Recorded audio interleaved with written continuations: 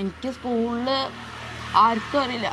ആകെ എൻ്റെ കൂട്ടുകാരന് മാത്രമേ അറിയുള്ളൂ ഈ കാര്യം. അവനോട് വരെ പറഞ്ഞിട്ടുണ്ട് ആരുടെ അടുത്തും പറയരുത്. എൻ്റെ അച്ചാച്ചൻ്റെ അച്ഛൻ്റെ കാലം മുതൽ ഇവര് ജീവിച്ചു തന്നതാണ്. അങ്ങനെയുള്ള സമയത്ത് ഇത്രയും ജനിച്ച് ഇവിടെ വീണവർ വരെ അവർക്കൊട്ട് സഹിക്കല്ല. അപ്പൊ ഇത് അവരുടെ ഭൂമിയാണെന്ന് പറഞ്ഞുകൊണ്ട് ഞങ്ങൾ വേഗം ഇറക്കിയിട്ട് കഴിഞ്ഞാൽ ഞങ്ങൾ എവിടെ പോകും? എങ്ങനെ ഇറങ്ങും? എവിടേക്ക് ഇറങ്ങും? ഇനി ഇറങ്ങിയാൽ എന്ത് സംഭവിക്കും?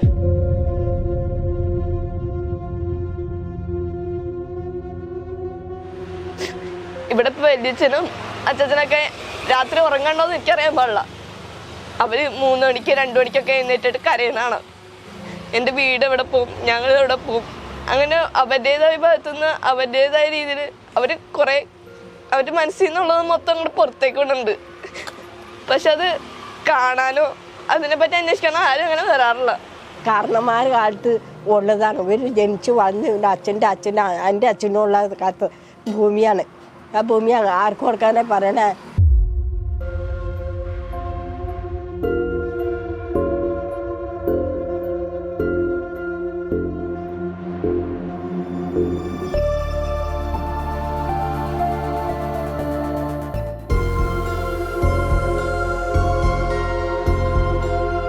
എടപ്പള്ളി സ്വരൂപം വക ഏതാണ്ട് 19 ഏക്കർ 28 സെൻറ്റ് സ്ഥലത്തിൻ്റെ ഭാഗമായിട്ടുള്ള 2 ഏക്കർ 40 സെൻറ്റ് സ്ഥലമാണ്. സർക്കാർ പുറമ്പോക്ക് ഭൂമിയാണ്. ആ സർക്കാർ പുറമ്പോക്ക് ഭൂമിയിൽ ഈ പറയുന്ന 7 കുടുംബങ്ങളുടെ പിതാമഹന്മാരായിട്ടുള്ള ആളുകൾ ഏതാണ്ട് 100 വർഷങ്ങൾക്ക് മുമ്പ് അവർ ഇവിടെ താമസിക്കുകയാണ്. അവർ ഈ കഴിഞ്ഞ 85-90 വർഷമായിട്ട് ഇവിടെ താമസിക്കുന്ന ഘട്ടത്തിൽ തന്നെ തുടക്കഘട്ടത്തിൽ തന്നെ തൊട്ടടുത്ത പ്രദേശത്തുള്ള ശങ്കരനാരായണൻ എന്ന നായർ ഇതുമായി അദ്ദേഹത്തിൻ്റെ ഭൂമിയാണ് എന്നുള്ള ഒരു അവകാശവാദം ഉന്നയിക്കുന്ന ഒരു സാഹചര്യം ഉണ്ടായി. അങ്ങനെ അദ്ദേഹത്തിൻ്റെ ഭൂമിയാണ് എന്ന് പറയുന്നതോടൊപ്പം തന്നെ അദ്ദേഹം ഇവരുടെ ഒരു മൂത്ത സഹോദരൻ്റെ വീട് തീ വയ്ക്കുകയും അതൊരു കേസാവുകയും ചെയ്തു. അങ്ങനെയാണ് ആദ്യമായിട്ട് ഈ കേസ് കോടതിയിലെത്തുന്നത്. സ്വാഭാവികമായ തീ വെച്ചതിൻ്റെ ഭാഗമായി ഇവർ പെരുമ്പാവൂർ കോടതിയിലേക്ക് പോയ ഒരു കേസിൻ്റെ അടിസ്ഥാനത്തിൽ ബഹുമാനപ്പെട്ട പെരുമ്പാവൂർ കോടതി ഇവർക്ക് അനുകൂലമായ വിധി വന്ന് ഇവരോട് ഇവിടെ താമസിക്കുന്നതിനും കൃഷി ചെയ്യുന്നതിനും തടസ്സമില്ല എന്നുള്ളത് പറഞ്ഞതിൻ്റെ അടിസ്ഥാനത്തിലാണ് ഈ കഴിഞ്ഞ 85-90 വർഷമായിട്ട് ഇവരിവിടെ ജീവിക്കുന്നത്. സ്വാഭാവികമായി അങ്ങനെ സംഭവിച്ചു കഴിയുമ്പോൾ ഇവരിതിൻ്റെ പട്ടയത്തിന് വേണ്ടിയിട്ട് പറവൂർ കോടതിയിലേക്ക് പോവുകയാണ്. ആ പട്ടയത്തിനുമായി പറവൂർ കോടതിയിലേക്ക് പോകുമ്പോഴാണ് പിന്നീട് കേസ് കൂടുതൽ ശക്തമാകുന്നത്. ഇദ്ദേഹത്തിൻ്റെ ഭൂമിയാണെന്നുള്ള അവകാശവാദം ഉന്നയിക്കുകയും ഈ കേസ് പിന്നീട് അങ്ങോട്ട് കഴിഞ്ഞ 40-45 വർഷമായിട്ട് നടന്നുകൊണ്ടിരിക്കുകയാണ്. ഇപ്പോൾ ലാസ്റ്റിലായിട്ട് എന്ത് സംഭവിച്ചു എന്ന് വെച്ച് കഴിഞ്ഞാൽ ഇദ്ദേഹം ഒരു ആധാരം ഇദ്ദേഹത്തിൻ്റെ ഭൂമിയാണ് എന്നുള്ളൊരു ആധാരം ബഹുമാനപ്പെട്ട ഹൈക്കോടതിയിൽ പ്രൊഡ്യൂസ് ചെയ്തു. ആ ഹൈക്കോടതിയിൽ പ്രൊഡ്യൂസ് ചെയ്ത ആധാരത്തിൻ്റെ അടിസ്ഥാനത്തിൽ ഹൈക്കോടതി അദ്ദേഹത്തിന് അനുകൂലമായി വിധി വരികയും ആ വിധി സുപ്രീം കോടതി ശരിവെക്കുകയും ചെയ്തതിൻ്റെ അടിസ്ഥാനത്തിലാണ് ഇവരിപ്പോൾ ഇവിടെ നിന്ന് കുടിയൊഴിപ്പിക്കാൻ വേണ്ടി തീരുമാനമെടുത്തത്.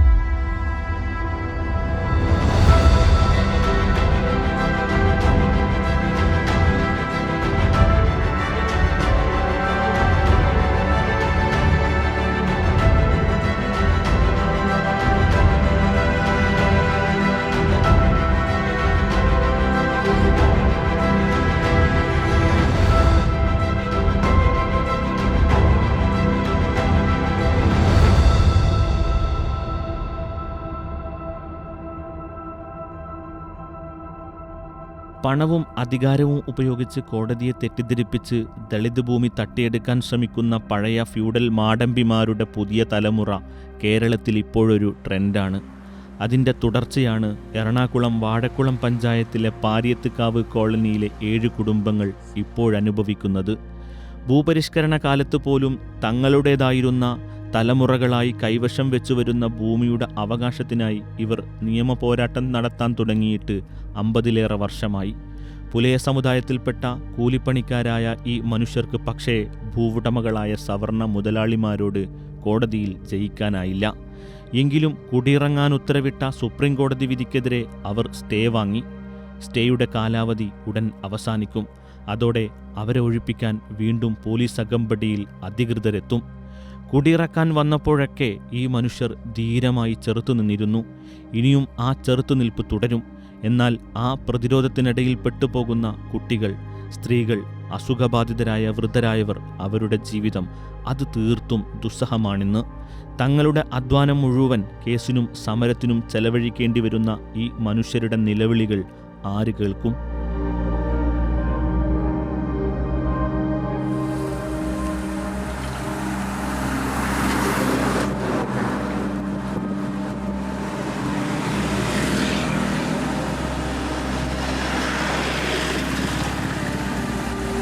ആലോചിക്കുന്ന ഉറക്കമില്ല.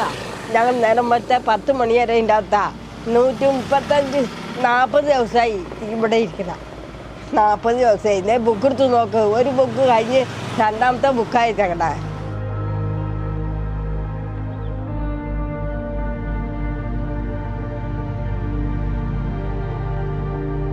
ഞാൻ ചെറുപ്പം മുതൽ ഇവിടെ ജീവിക്കുന്ന ആളാണ്. അച്ഛനമ്മ ഞങ്ങളെ ഇവിടെ പെറ്റ് വളർന്നതാണ്. അമ്മ മുതൽ ജീവിക്കുന്നതാണ് ഇവിടെ. ഞാൻ ഏതാണ്ട് ഒരു 15 വയസ്സായപ്പോൾ തുടങ്ങി ഈ കേസിന് ചെലവ് ചെയ്ത് കൊടുക്കണം.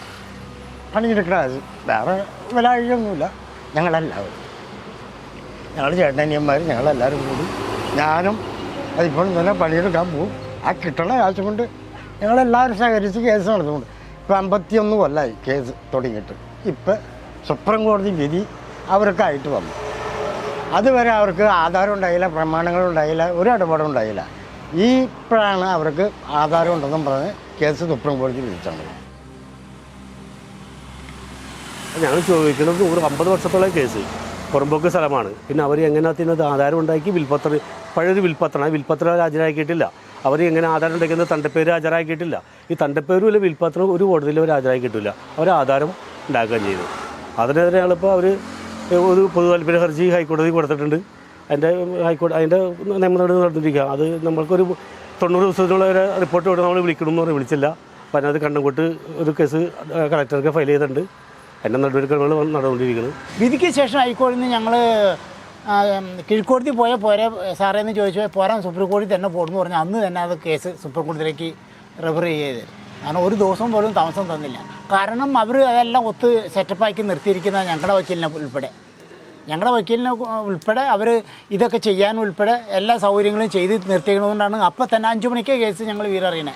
അപ്പം തന്നെ സുപ്രീം കോടതിയിലെ വക്കീലിന് ഫോൺ വഴിയെല്ലാം ഏർപ്പാടാക്കി നാളത്തേക്ക് പറ്റില്ല, ഇന്ന് ഈ മാസം പോവും, ഇന്ന് തന്നെ ശരിയാക്കണമെന്ന് പറഞ്ഞാൽ അങ്ങനെ കേസ് സുപ്രീം കോടതിക്ക് പറ്റും. അല്ലെങ്കിൽ നമുക്ക് ഹൈക്കോടതിയിലേക്ക് ഫുൾ ബെഞ്ച് കൊടുക്കാമായിരുന്നു.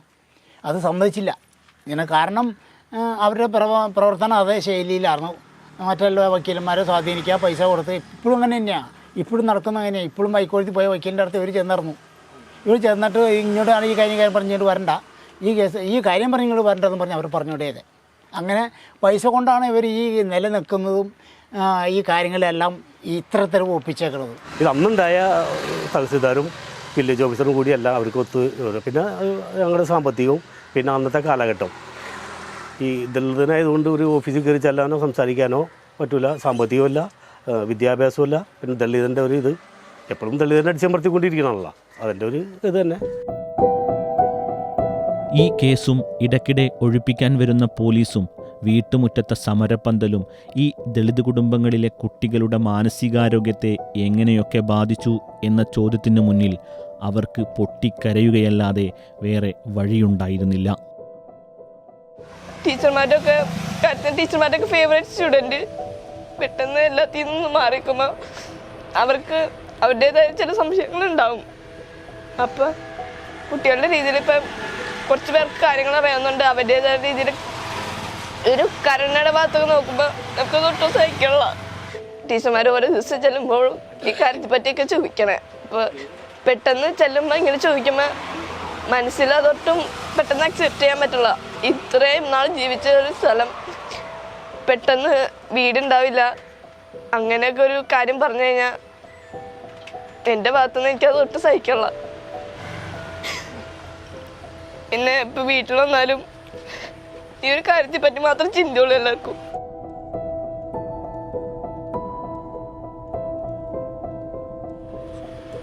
എനിക്ക് സ്കൂളിൽ ആർക്കും അറിയില്ല.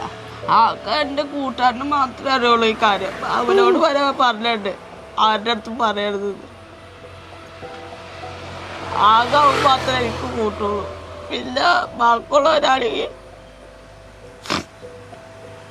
കുറച്ച് പൈസ ഉള്ളവർ ആ മാത്രം അതിന് പാവപ്പെട്ടൊക്കെ ഉള്ളൂ.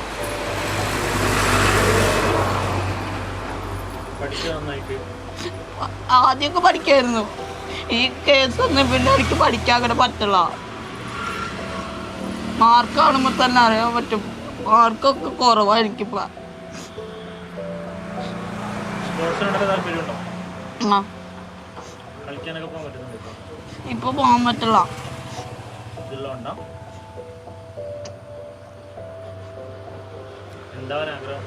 എനിക്കൊരു ഫുട്ബോൾ പ്ലെയർ ആവണമെന്ന് ആഗ്രഹമുണ്ട്. പക്ഷെ അത് നടക്കുമെന്ന് എനിക്കറിയില്ല ഈ കേസ് കാരണം.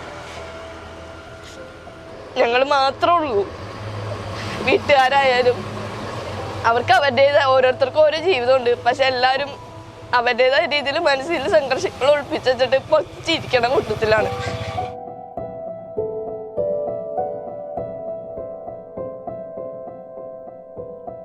പോലീസും ആളെക്കൂട്ടം നമ്മൾ പിള്ളേർ എപ്പോഴും ഭയങ്കര ബുദ്ധിമുട്ടും കാര്യങ്ങളും, രാത്രി ഉറക്കമല്ല, കാരണവന്മാരെ കരയാണ്. അപ്പോൾ പിള്ളേർക്ക് വിഷമം. സ്കൂളിൽ ചെന്നിട്ട് പിള്ളേർ ഇങ്ങനെ ഇരിക്കണം. അതിന് ടീച്ചർമാർ മാതാപിതാക്കൾ വിളിച്ച് എന്താണ് സംഭവം എന്താ, അപ്പോൾ ഇങ്ങനെ കാര്യങ്ങളൊക്കെയാണെന്ന് പറഞ്ഞ്, അപ്പോൾ നിങ്ങൾ എന്തെങ്കിലും നടപടി കാണണം, എന്ത് നടപടിയൊക്കെ ചെറുക്കാൻ പറ്റുന്നത്. പിള്ളേരാകെ ഭയങ്കര ഇതായിട്ട് അതേ ആ ചെറിയ പിള്ളേർ എപ്പോഴും നോക്കും, അച്ഛൻ പോലീസ് വരും, അമ്മ പോലീസ് വരും. ഇതാണ് ഇവരെ ചോദിക്കുന്നത്. പിള്ളേരൊക്കെ പഠിക്കുന്ന 10ലും 9ലൊക്കെ പിള്ളേരുടെ പഠിത്തം പോയി. ഞങ്ങൾക്ക് കണ്ണാനിയുണ്ട്, ആടുണ്ട്, കോഴിയുണ്ട്, പട്ടിയുണ്ട്, പൂച്ചയുണ്ട് ഒക്കെ ഉണ്ട്. ഞങ്ങൾക്ക് അമ്പലമുണ്ട്, സർപ്പമുണ്ട്. 100-200 ആൾക്കാർ താമസിക്കുന്ന ഞങ്ങളെ അങ്ങോട്ട് പോകാനാ. കൈവശ ഭൂമിക്ക് പട്ടയമുണ്ടായിരുന്നെങ്കിൽ ഈ മനുഷ്യരുടെ ജീവിതം ഇത്രമേൽ ദുസ്സഹമാവില്ലായിരുന്നു. ഇവരുടെ ഭൂമിയിലേക്ക് കച്ചവടക്കണ്ണ് പതിയില്ലായിരുന്നു. അർഹരായ എല്ലാവർക്കും ഭൂമിയെന്നും കൈവശ ഭൂമിക്ക് പട്ടയം നൽകുമെന്നും പറഞ്ഞ് അധികാരത്തിലേറിയ ഇടതുപക്ഷ സർക്കാരിനോട് ഇവർ ചോദിക്കുന്നതും ഞങ്ങൾക്ക് പട്ടയം വേണമെന്നാണ്.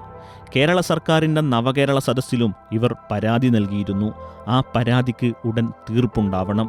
കുടിയിറങ്ങാനുള്ള സാവകാശമല്ല ചോദിക്കുന്നത്, പിറന്ന മണ്ണിൽ അന്തസ്സോടെ ജീവിക്കാനുള്ള അവകാശമാണ്. കേരളം ഭരിക്കുന്ന ഇടതു സർക്കാർ അടിയന്തരമായി പരിഹരിക്കേണ്ട വിഷയമാണിത്. ഈ നിലവിളികൾക്ക് സർക്കാർ മറുപടി പറഞ്ഞേ തീരൂ. ഗവൺമെൻറ് ഭൂമി ഗവൺമെൻറ്റാണ് കേസ് നടന്നത്. ഞങ്ങളിവിടെ കിടക്കണമെന്നല്ലേ ഉള്ളൂ. ഗവൺമെൻറ് ഞങ്ങൾക്ക് പതിച്ചെന്നെങ്കിൽ ഞങ്ങളുടെ പേരിലേക്ക് ആവുള്ളൂ. ഞങ്ങൾക്ക് പട്ടയം തന്നെ അല്ലെങ്കിൽ കേസ് നടത്തി അത് ഗവൺമെൻറ് ഏറ്റെടുത്ത് ഞങ്ങൾക്ക് തരും. അന്നൊടിക്ക് പട്ടയം തരില്ല, കേസാണ്. ഇപ്പം കേരളത്തിൽ കൊടുത്തിട്ടുണ്ടേ. കൊടുത്തൊക്കെ തിരിച്ച് വില്ലേജിൽ വരെ വന്നിട്ടുണ്ടെന്ന് പറയുന്നുണ്ട്. ഒരു തീരുമാനത്തിൽ എത്തിയിട്ടില്ല. എന്നാലേ സർക്കാർ കേസ് ഏറ്റെടുത്ത് നടക്കണം. ഞങ്ങൾക്ക് പട്ടയം തന്നെ. പട്ടയം ഞങ്ങൾക്ക് തന്നേ പറ്റുള്ളൂ. ഇനി പുറമ്പോക്ക് സ്ഥലമാണ്, സർക്കാരിൻ്റെ ഭൂമിയാണ്. ഇനി അവർക്ക് വിട്ടുകൊടുക്കരുത്. ഞങ്ങൾക്ക് പട്ടയം ഞങ്ങൾക്ക് തന്നെ. ഞങ്ങളാരെ എസ് സികളാണ്. അവിടെ വെറുതെ കണ്ട് കുടിയിട്ടറിയണവർ എറിഞ്ഞളിയാനൊന്നും ഒരാൾക്കും പറ്റില്ല.